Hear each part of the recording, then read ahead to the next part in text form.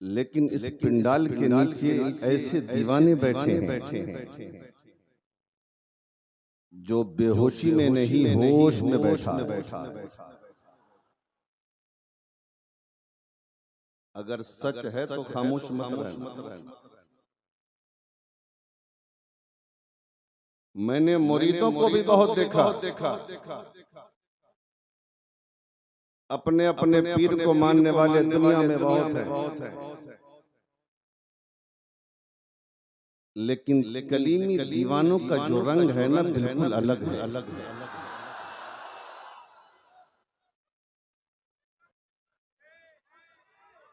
अरे आज तो दुनिया इतनी मतलबी है, दुनिया इतनी मतलबी है कि अगर बाप खर्चा देना बंद करे तो बाप तो भूल जाए, बेटा खर्चा देना बंद करे तो बाप बेटे को भूल जाए। लेकिन मैं पूछता हूँ ये दीवानगी का असल राज क्या है? इस दीवानगी की असल वजह क्या है? इस दीवानगी का असल सबब क्या है? तो बस एक ही वजह है कि जो अल्लाह के लिए काम करता है सारी खुदाई उसके कदमों में होती है।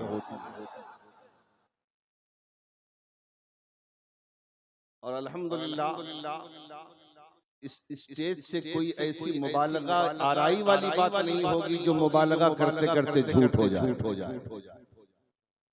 जो भी बात की जाएगी वो सच। कलीमियों तुम अपनी किस्मत पे नाज करो।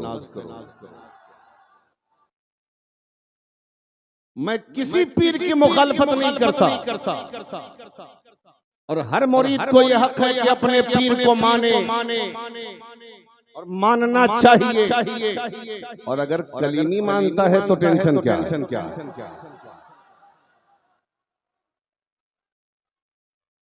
और कलीमी मानता भी इसलिए है कि फाजिले बरेलवी ने यही तो फरमाया है कि पीर तलाशो, और जब तलाश करके अपने आप को पीर के हाथ पर बेच दो तो उस जमाने का सबसे बड़ा पीर अपने पीर को समझो। समझ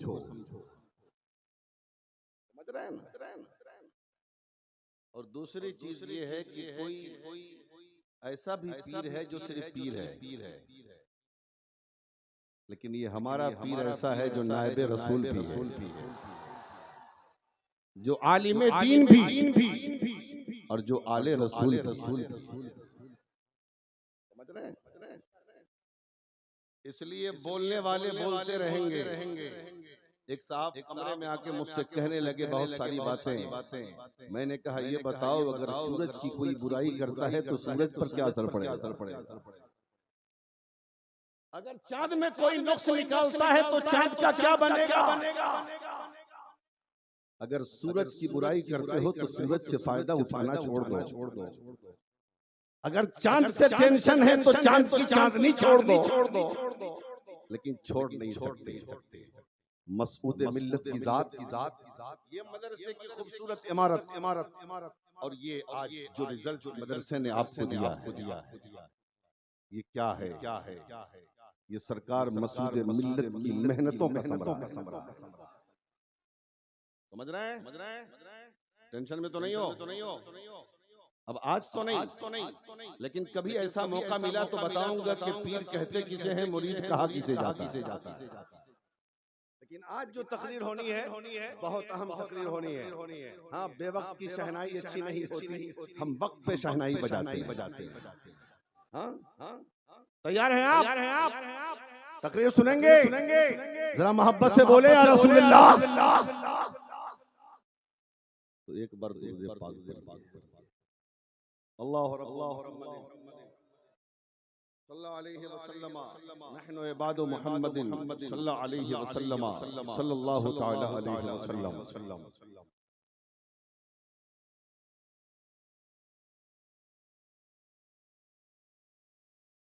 उनके रुखे सफा की सफा कुछ न पूछना। पहले स्टेज की तवज्जो ज्यादा चाहूंगा मैं। मुफ्ती इकरामुल हक साहब और उनके अलावा और भी असातिज़ाए ज़वील एहतराम बैठे हैं, उलमाए ज़वील एहतराम बैठे हैं, ये दुआओं से नवाज रहे हैं। उनके रुखे सफा की सफा कुछ न पूछ आईने खुदा बखुदा कुछ न पूछिए, आईने खुदा बखुदा कुछ न पूछिए। जन्नत की सलसबील की कौसर की पूछिए, जन्नत की सलसबील की कौसर की पूछिए।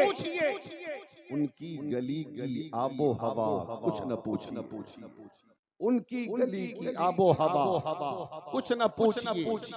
और कौसैन तक पता है उस आका की सैर का, कौसैन तक पता है उस आका की सैर का। फिर क्या हुआ जो हुआ कुछ न पूछिए, फिर क्या हुआ जो हुआ कुछ न पूछिए। और अपने को दे दिया हमें ख्वाजा की शक्ल में। अब तो बोल दे यार, अपने को दे दिया हमें ख्वाजा की शक्ल में। मेरे नबी की शाने अता कुछ न पूछिए, मेरे नबी की शाने अता कुछ न पूछिए। उनके रुखे सफा की सफा कुछ न पूछिए। और उनके हुजूर हाथ उठाने की देर थी, उनके हुजूर हाथ उठाने की देर थी। फिर क्या मिला जो मिला कुछ न पूछिए। फिर क्या मिला जो मिला कुछ न पूछिए। आईने खुदा बखुदा कुछ न पूछिए। हज़रात, इंसान दुनिया में दो चीजों से मोहब्बत करता है। इंसान दुनिया में दो चीजों से सबसे ज्यादा प्यार करता है, एक माल है और एक औलाद। माल से मोहब्बत का हाल ये है कि इंसान सुबह से लेके शाम तक कोशिश करता है, शाम से लेके सुबह तक मेहनत करता है ताकि माल जमा हो जाए। न उसे बारिश का ख्याल है, न उसे सर्दी का ख्याल है, न उसे गर्मी का ख्याल है, न उसे धूप की तपिश का ख्याल है, न उसे भूख और प्यास की शिद्दत का ख्याल है, न उसे अपने आराम का ख्याल है। बस ये है रहने के लिए मकान नहीं, एक मकान बन जाए, चलने के लिए एक गाड़ी नहीं, एक गाड़ी बन जाए। इंसान दूसरी इंसान मुकम्मल तौर पर कोशिश करता है, नतीजा ये निकलता है मेहनतों के बाद एक बिल्डिंग इंसान बनाता है। दूसरी बात, एक बिल्डिंग बनाने के बाद उसके दिल में ये तमन्ना होती है एक घर तो बन गया, अगर दूसरा घर बन जाए तो उसे भाड़े पे लगा दूंगा तो पैसा आएगा। दूसरा बन गया, तीसरे की तमन्ना है, तीसरा बन गया, चौथे की तमन्ना है, चौथा बन गया, पांचवें की आरज़ू है, पांच मकान हो गए। गाड़ियों का नंबर आता है, एक गाड़ी खरीद लो ताकि उससे सफर किया जाए। एक गाड़ी खरीद लिया लेकिन दिल में ख्वाहिश होती है अगर दूसरी गाड़ी खरीद लिया जाए, भाड़े पे चलाई जाएगी तो पैसे आएंगे। 2 3 4 5 गाड़ियां खरीद लिया, नतीजा ये निकलता है दौलत का अंबार लग जाता है। दौलत से मोहब्बत करने का हाल ये है, एक नमाजी है, जोहर में मस्जिद में नमाज पढ़ता है, असर में मस्जिद में नमाज पढ़ता है, मगरिब में मस्जिद में नमाज पढ़ता है, ऐशा में मस्जिद में नमाज पढ़ता है, लेकिन 7 दिसंबर और जनवरी के मौसम में फजर की नमाज वो घर में पढ़ता है। इमाम साहब पूछते हैं, ए मियां, जोहर मस्जिद में, असर मस्जिद में, मगरिब मस्जिद में, ऐशा मस्जिद में, फजर में कहाँ रहते हो? हजरत फजर में घर में रहता हूँ। घर में रहते हो, मस्जिद क्यों नहीं आते? हजरत ठंडी बहुत ज्यादा है, जाड़े का असर है, कुहासा बहुत ज्यादा है, कुत्ते भूखते हैं, इसलिए घर में ही पढ़ लेता हूँ। दरियापुर के कलीमी मुसलमानों, कलीमी शहनाइयों, मुझे बताओ अगर कोई ऐलान कर दे कि रात के 2 बजे दिसंबर और जनवरी की ठंडी में अगर मालदा स्टेशन जाओगे तो 1 लाख का इनाम मिलने वाला है, 50,000 का इनाम मिलने वाला है, तो कौन ऐसा शख्स है जो 2 बजे उठकर मालदा न जाए, जो 2 बजे उठकर उस जगह पे न जाए जहां इनाम मिलने वाला है? इसलिए वो जानता है 1 लाख कमाने के लिए महीने से 2 महीना चाहिए, 50,000 कमाने के लिए कई हफ्ते दरकार है। ये तो जाना ही है और 50,000 मिल जाएगा, जाएंगे 1 लाख मिल जाएगा, इसलिए कि दौलत है। तो इंसान दौलत से इस कदर मोहब्बत करता है कि सारी कुर्बानियां दौलत के लिए दे देता है। और रही बात औलाद की, औलाद कैसी भी हो वो माँ बाप के लिए आंखों का तारा है। औलाद अगर काली भी है ना, अगर बेटा काला है वो भी माँ बाप के लिए चांद का टुकड़ा है।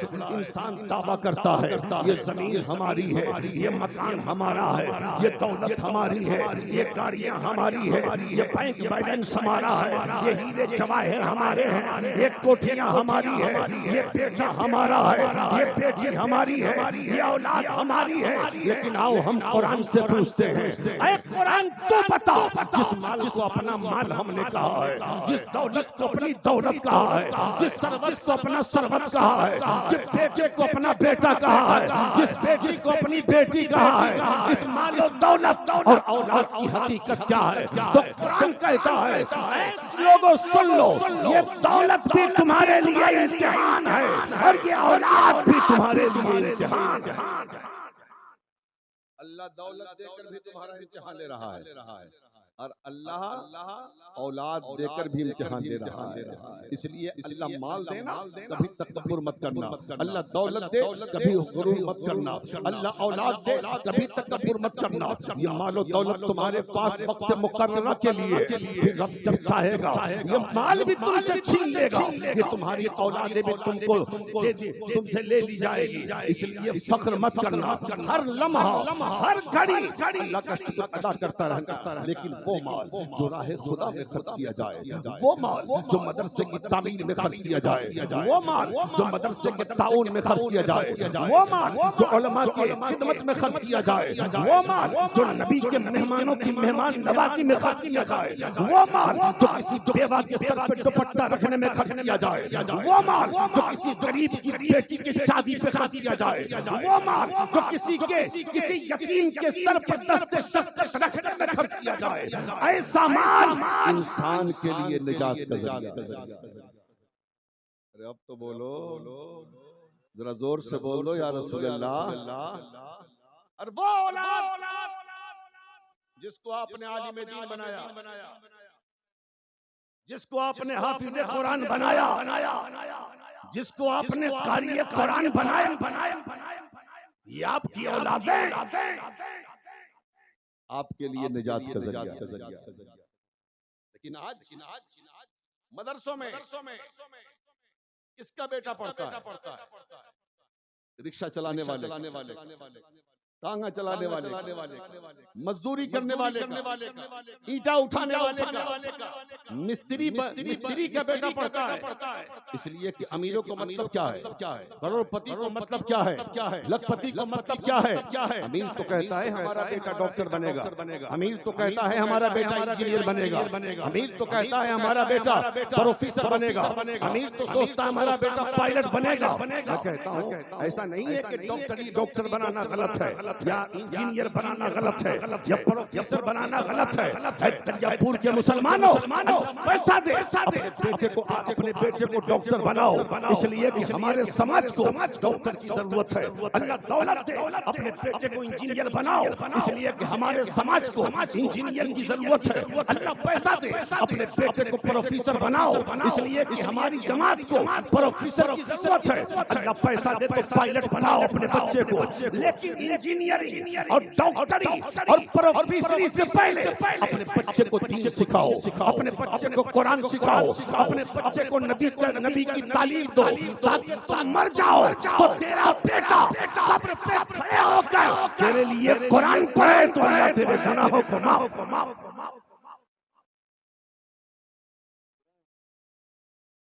एक बात जान लो, ये जो है ना, ये जो बच्चे हैं ना, ये जन्नती चेहरे, ये स्टेज पे देख लो।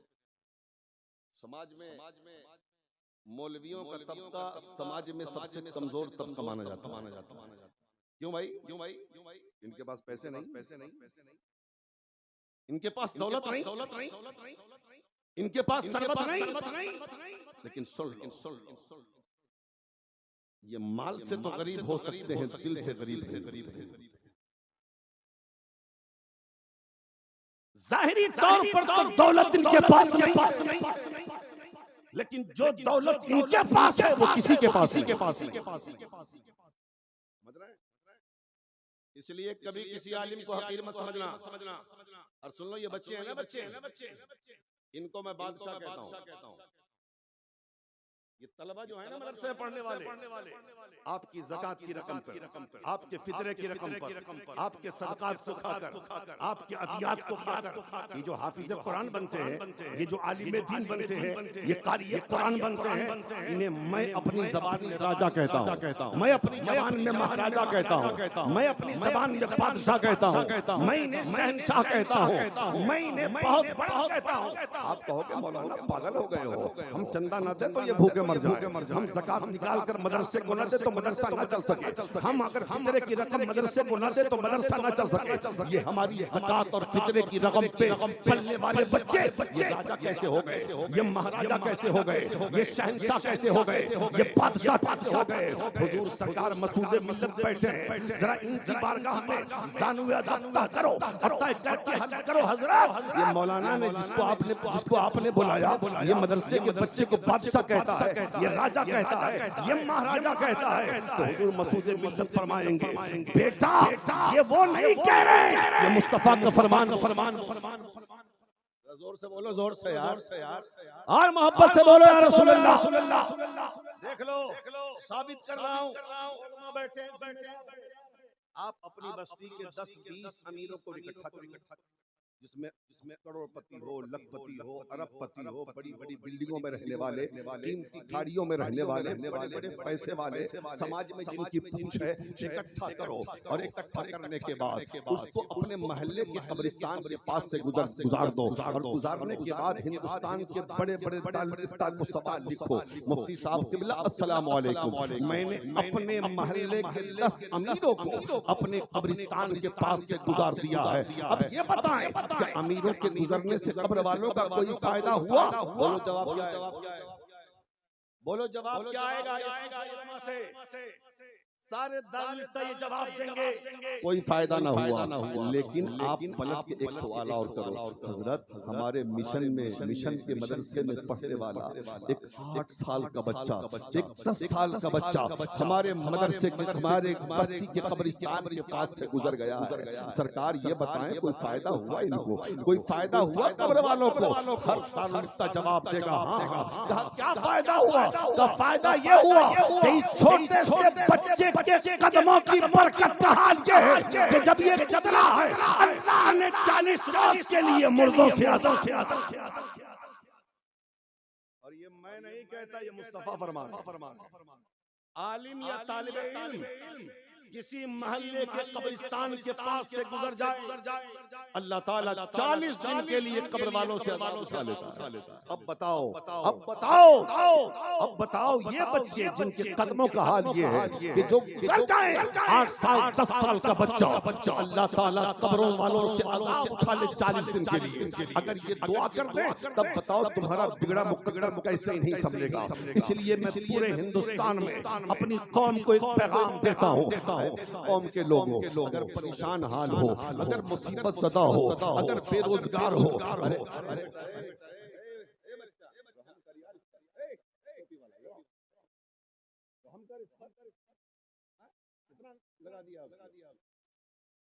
निकालो मोहब्बत में खून करने आ जाते हो।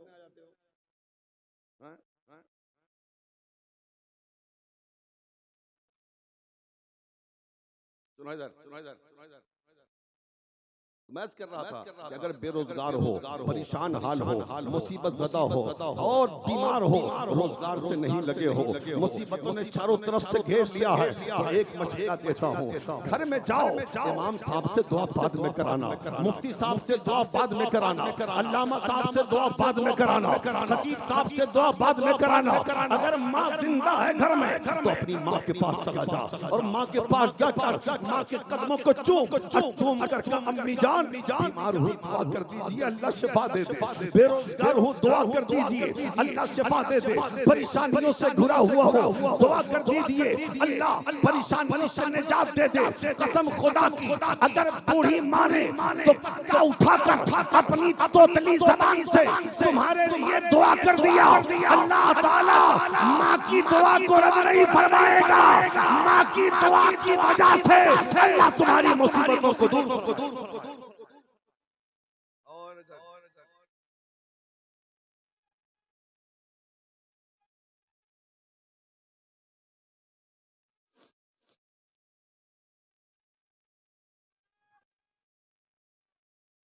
और अगर माँ बाप में से कोई दोनों दुनिया से चले गए, जन्नत सुधार गए, तो इधर उधर मत जाओ, मिशन में आओ, मिशन में आओ, मुफ्ती कारुल हक साहब की बारगाह में आओ, चंद पैसे नजराने के लेके आओ और कहो हजरत ये पैसे हैं नजराने के, नबी के मेहमानों में तकसीम कर दीजिए और हम परेशान हैं, हम मुसीबत ज़दा हैं, हम बेरोजगार हैं, हमारे लिए अल्लाह से दुआ करवा दीजिए, अल्लाह की बारगाह में दुआ करवा दीजिए। इन बच्चों की दुआएं रद्द नहीं होती, यकीनन अगर इन बच्चों ने दिल से दुआ कर दिया अल्लाह ताला इनकी दुआओं को कबूल फरमाकर आपको मुसीबतों से आजाद समझ रहे हैं।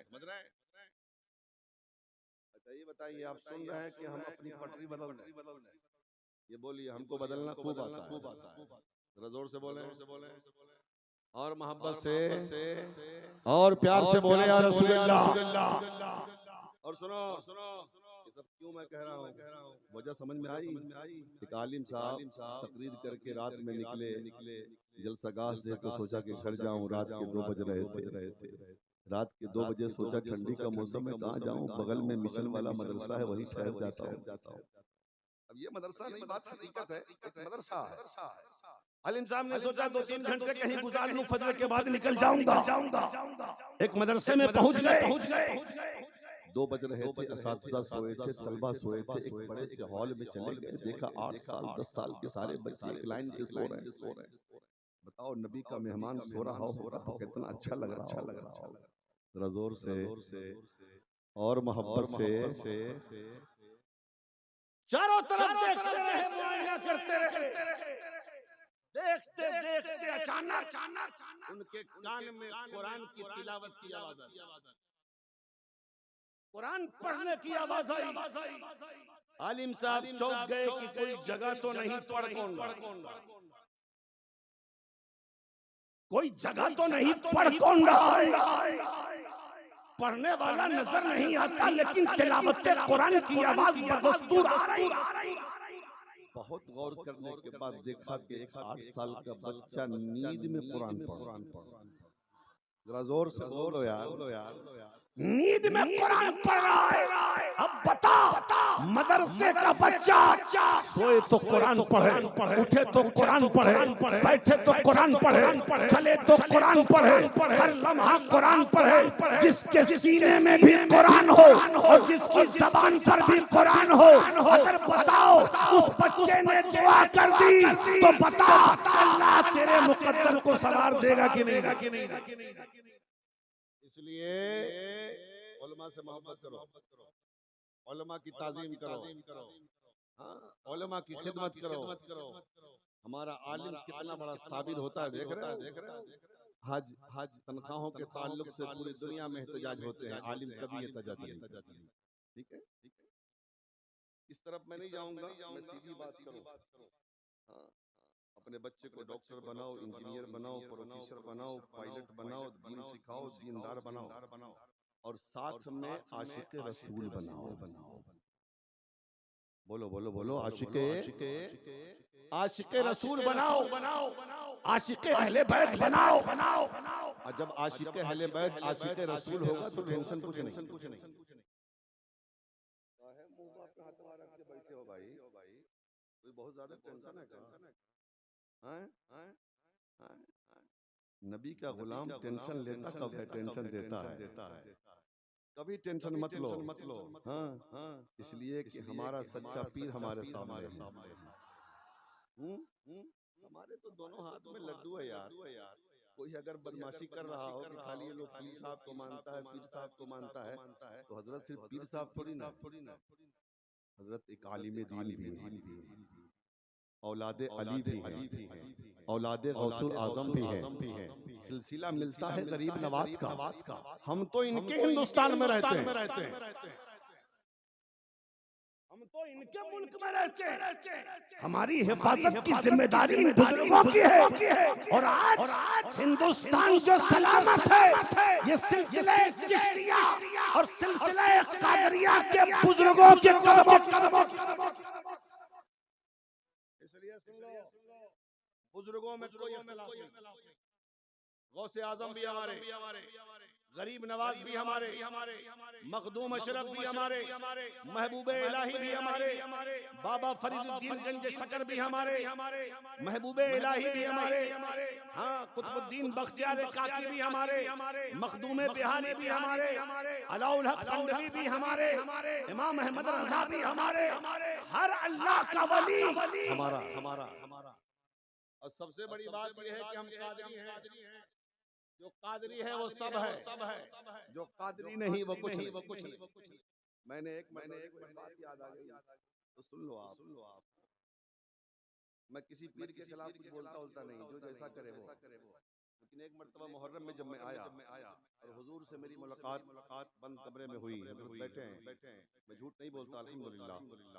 तो जब बात ऐसे तकरीरों पे जलसों के बारे में चलते बात हुई, तो मैंने कहा हुजूर कितना बड़ा अलमिया है आज, हाँ कि आज लोग जलसे में नबी का जिक्र नहीं करते, गौसे पाक का जिक्र नहीं करते, गरीब नवाज का जिक्र नहीं करते। सिर्फ और सिर्फ जो पीर स्टेज पे होता है उन्हीं की बेजा और झूठी करामतें लोग बयान करते हैं, गढ़ के। और पीर साहब भी बड़े खुश होते हैं। शायर आता है तो शेर पढ़ता है तो उन्हीं के ताल्लुक से पढ़ता है, झूठा शेर, खूब इनाम बांटता है। हजरत ने फरमाया यही तो अफसोस है आज स्टेजों पर नबी का जिक्र हो, आज हुजूर का जिक्र हो, आज गौसे पाक का जिक्र हो, गरीब नवाज का जिक्र हो, कलीबियों मुबारक हो। हर पीर अपनी तारीफ चाहता है, मसूद मिल्लत मुस्तफा की तारीफ चाहता है।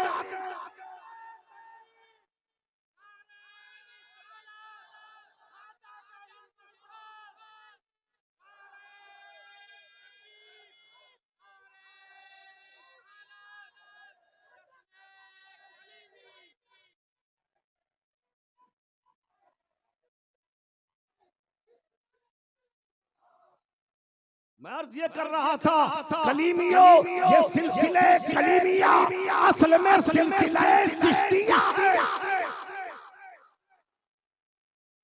असल में सिलसिले चिश्तिया है। अब बताओ दुनिया में चिश्ती कहाँ नहीं,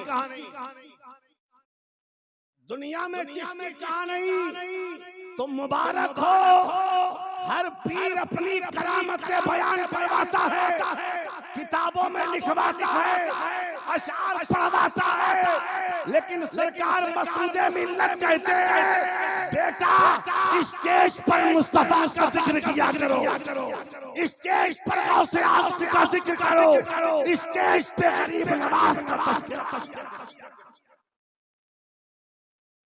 और यही तो सच्चे पीर की निशानी है, जो अपने आप को छुपाए।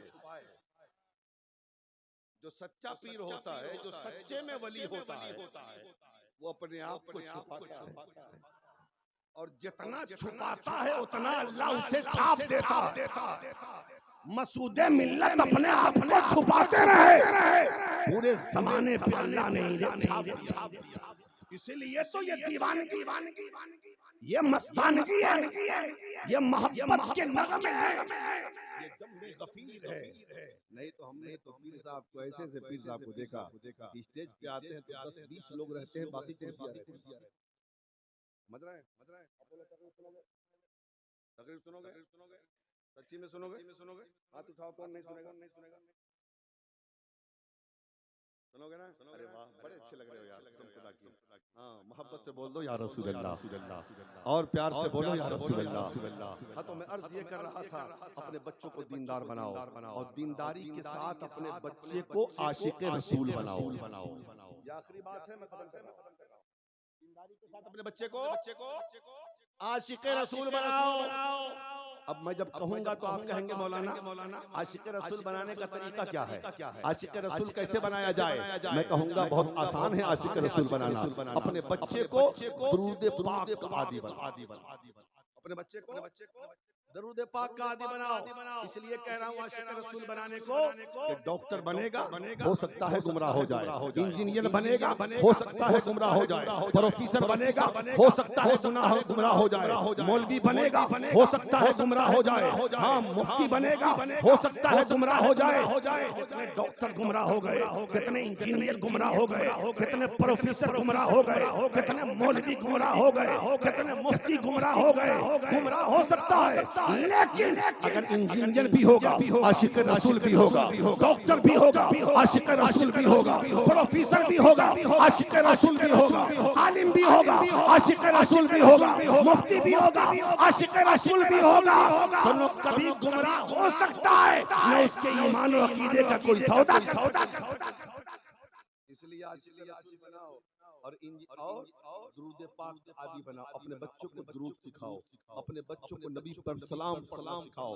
दुरूद पाक की बात आई है ना, तो मुझे एक बात बहुत खूबसूरत याद आ रही है, जरा मोहब्बत से सुन लो, बड़ा मजा आ जाएगा। एक किताब है दुरूद शरीफ की, जिस किताब का नाम दलाइलुल खैरात शरीफ है। क्या नाम है? क्या नाम है? अरे बोलो ना, नाम बोलना था, खाली नाम दिखलाएगा सब। बोलो दलाइलुल खैरात। क्या नाम है? दलाइलुल खैरात शरीफ दुरूद शरीफ की किताब है। और खुशखबरी सुन लो, सिलसिला चिश्तिया के बुजुर्ग सिलसिला चिश्तिया में आज भी इस किताब को वजीफे के तौर पे पढ़ी जाती है। समझ रहे हैं? वजीफे के तौर पे पढ़ी जाती है। और बुजुर्गों ने फरमाया अगर तुम्हारा कोई काम नहीं होता, तुम्हारी दुआएं कबूल नहीं होती, तुम परेशान हो, तुम मुसीबत के मारे हो, तो एक हफ्ते में इस किताब को पढ़ो और पढ़ने के बाद इस किताब के वसीले से तुम रब की बारगाह में दुआ मांगो, अल्लाह ताला तुम्हारी तमाम नेक दुआओं को कबूल फरमाएगा। जरा जोर से बोल दे। अगर जिंदगी बाकी रही तो कभी पढ़ लेना किताब। सोमवार से शुरू है, सोमवार मंगल बुध जुमरात जुमा उसमें बना हुआ है सब। इतवार को खत्म करना है, समझ रहे हैं? 800 दुरूद पाक इस किताब में है। शुरू भी दुरूद शरीफ से है और खत्म भी दुरूद शरीफ पर है। इस किताब को लिखने वाले मिस्र के बहुत बड़े आलिम हजरत शेख मोहम्मद बिन सुलेमान अल जज़ूली हैं। आओ मैं बताता हूँ, हजरत शेख मोहम्मद बिन सुलेमान अल जज़ूली से किसी ने सवाल किया, हजरत ऐसी किताब लिख डाली जो शुरू भी दुरूद शरीफ से है और खत्म भी दुरूद शरीफ पर है, आखिर इस किताब को लिखने की कोई खास वजह है क्या, कोई खास सबब है क्या? हजरत शेख मोहम्मद बिन सुलेमान अल जज़ूली कहते हैं हाँ खास वजह है, खास सबब है। बता दीजिए कौन सी वजह है और कौन सा सबब है? हजरत शेख मोहम्मद बिन सुलेमान अल जज़ूली फरमाते हैं, एक दिन मिस्र में मैं सफर कर रहा था। सफर करते करते ज़ोहर की नमाज का वक्त आया या असर की नमाज का वक्त आया। जब नमाज का वक्त आया तो नमाज पढ़ने का ख्याल आया, नमाज पढ़ने का ख्याल आया तो वजू का ख्याल आया। मैंने सोचा कि पानी मिल जाए तो वजू कर लो और वजू करके नमाज पढ़ लो। अल्लाह वजू के लिए पानी तलाशते परेशान हो गया, कहीं पानी ना मिला। उससे देखा कि एक जगह कुआं है, उस कुआं के पास पहुंचा, देखा कुआं में पानी तो है लेकिन कुएं का पानी बहुत नीचा है और उसी कुएं से सटा हुआ एक गरीब मुसलमान का घर है और उस गरीब मुसलमान के घर पे एक 7 साल की बच्ची खेल रही है। मैंने सोचा कि अगर रस्सी मिल जाए और डोल मिल जाए तो कुएं से पानी निकाल लो और पानी निकाल कर वजू कर लो, वजू करके नमाज पढ़ लो। लेकिन न वहां पे रस्सी है न डोल है। परेशान हो गया कि पानी निकालूं कैसे।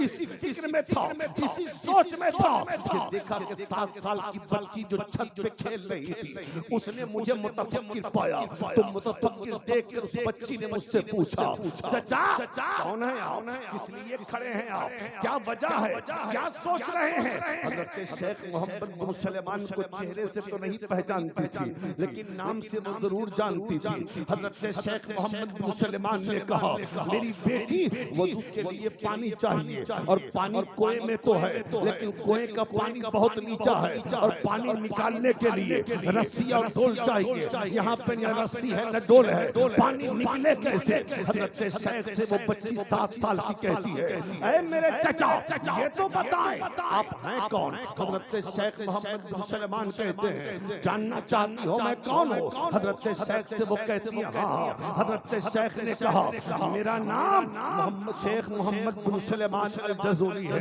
इतना कहा, हजरत शेख की ज़बान से ये जुमला निकला है, वो बच्ची चौंक गई। चौंक के कहती है, वही मोहम्मद बिन सलमान अल जज़ूली जिनके इल्म फज़ल का चर्चा मिस्र की शाहराहों पर है, जिनकी विलायत की दास्तान मिस्र के घरों में पढ़ी जाती है, जिनकी करामतों के चर्चे हर मिस्री ज़बान पर है। हाँ, मैं वही मोहम्मद बिन सलमान अल जज़ूली हूँ। इतना जब कहा तो वो 7 साल की बच्ची कहती है, चचा इतने बड़े आलिम हैं आप, इतने बड़े अल्लाह के वली हैं आप, इतने बड़े साहिब तक़वा हैं आप, इतने बड़े साहिब करामत हैं आप, इतने बड़े साहिब इल्म फज़ल हैं आप, उसके बाद भी आपको कुएं से पानी निकालना नहीं आता। हजरत शेख मोहम्मद बिन सलमान कहते हैं, लगता है बच्ची ने समझा नहीं। हजरत शेख ने कहा, बेटी पानी तो निकलता, लेकिन जब रस्सी और डोल होते तब तो। यहाँ पे न रस्सी है न डोल है, आखिर पानी निकले कैसे? हजरत शेख से वो 7 साल की बच्ची कहती है, पूर्व में आने वाले इस्लाम इसके शहजादों, गौर से सुनना। वो 7 साल की बच्ची, मेरी माँ बहनों तुम भी सुन लेना, वो 7 साल की बच्ची एक आलिम दीन से कह रही है, एक अल्लाह के वली से कह रही है, एक इल्म फज़ल के ताजदार से कह रही है, चाचा आपको बगैर रस्सी डोल के पानी निकालना नहीं आता। मैं बताती हूँ, बगैर रस्सी डोल के पानी निकलता। अरे जोर से बोल दीजिए और मोहब्बत से, बगैर रस्सी डोल के पानी निकलता कैसे है? हजरत शेख मोहम्मद बिन सलमान कहते हैं, वो बच्ची नीचे को नहीं आई, बल्कि छत के ऊपर से अपना चेहरा उसने कुएं की तरफ डाला और डालने के बाद उसने कुएं में एक बार फूंक दिया, अपना लोहा डाल दिया। हजरत शेख कहते हैं, जैसे उसका फूंक कुएं के अंदर जाता है, कुएं का पानी उछल कर। अब तो बोल दो यार जोर से और बोलो यार रसूल अल्लाह। कुएं का पानी उछल के ऊपर को आ गया। हजरत शेख देखते रह गए। वो 7 साल की बच्ची कहती है, चचा पानी कुएं से ऐसे निकलता है। अब जाए वजू कर ले।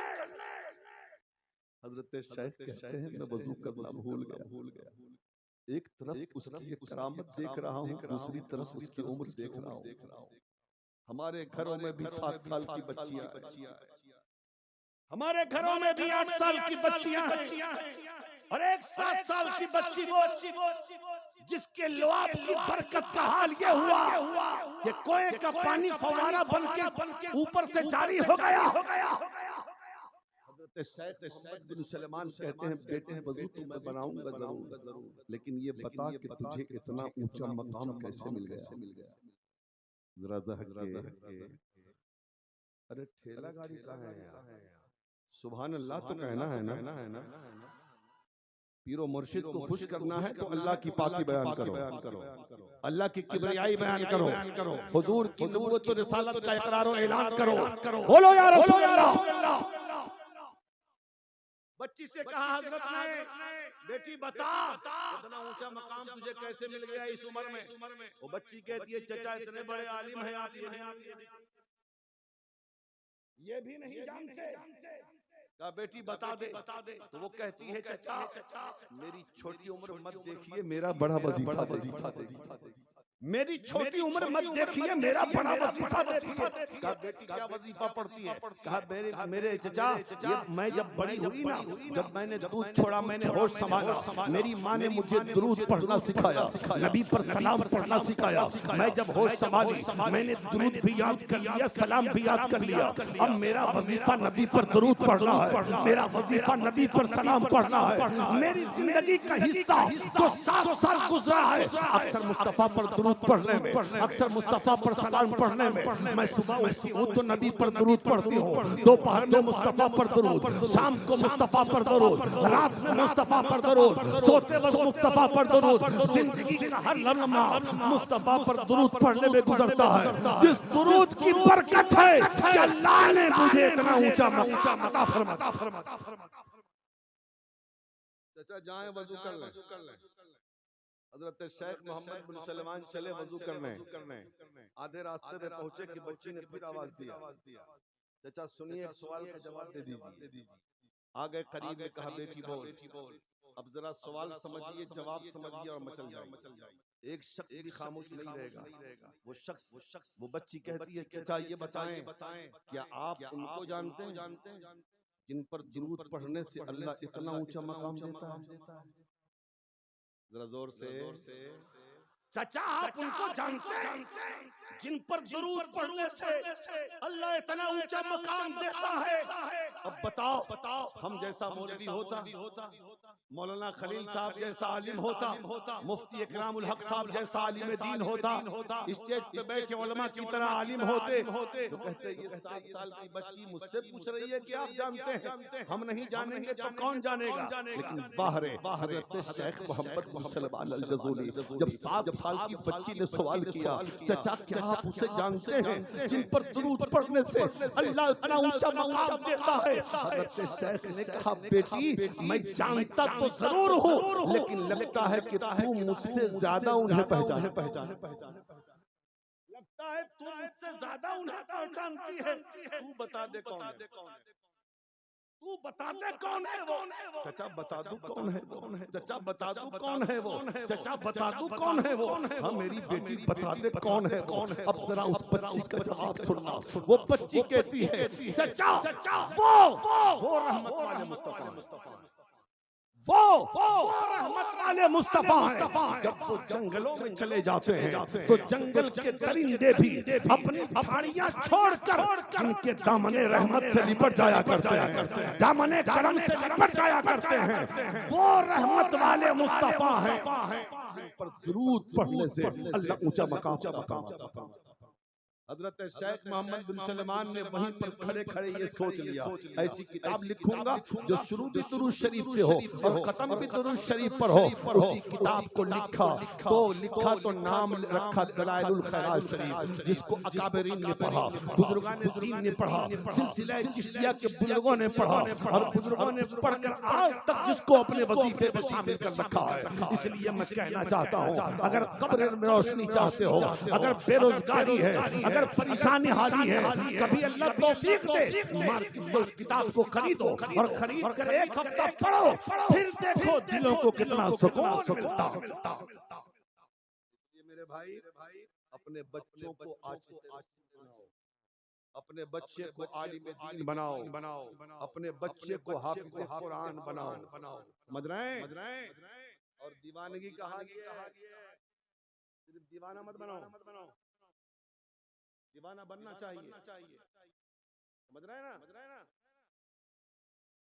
दीवाने की नजरों को जहां देख रहा है और दीवाना खुदा जाने कहां देख रहा है। और पीर से मोहब्बत की दीवानगी का हाल बड़ा अजब होता है यार।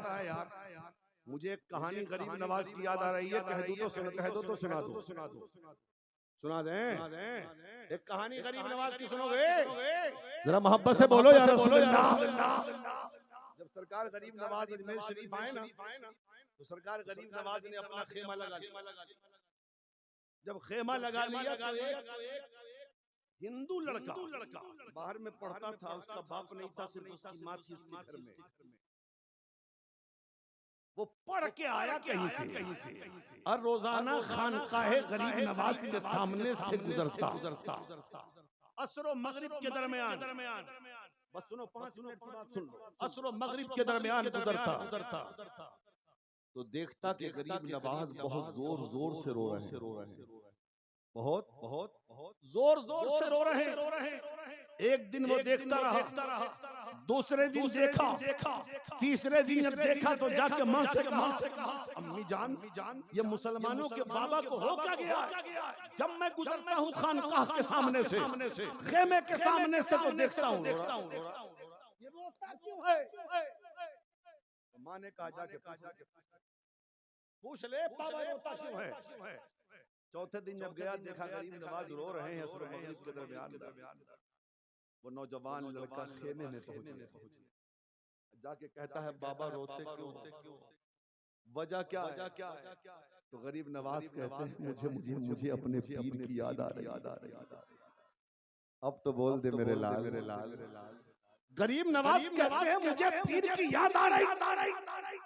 वो नौजवान कहता है क्या कोई पीर की याद में भी रोता है क्या? तो गरीब नवाज कहते हैं तुझे रोना है? बोल तुझे रोना है? तू रोना चाहता का जी? रोना चाहता हूँ मैं भी।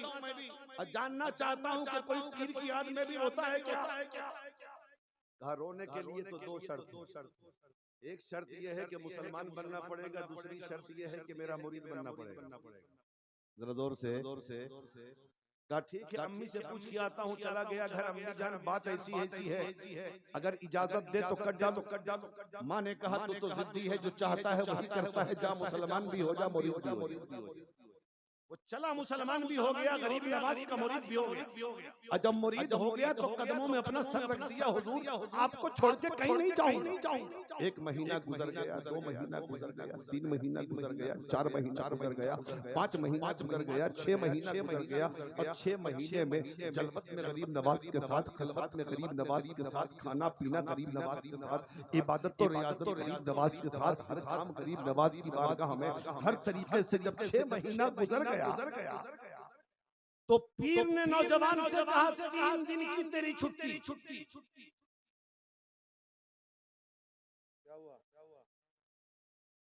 काहे बीच में टेंशन देते हो?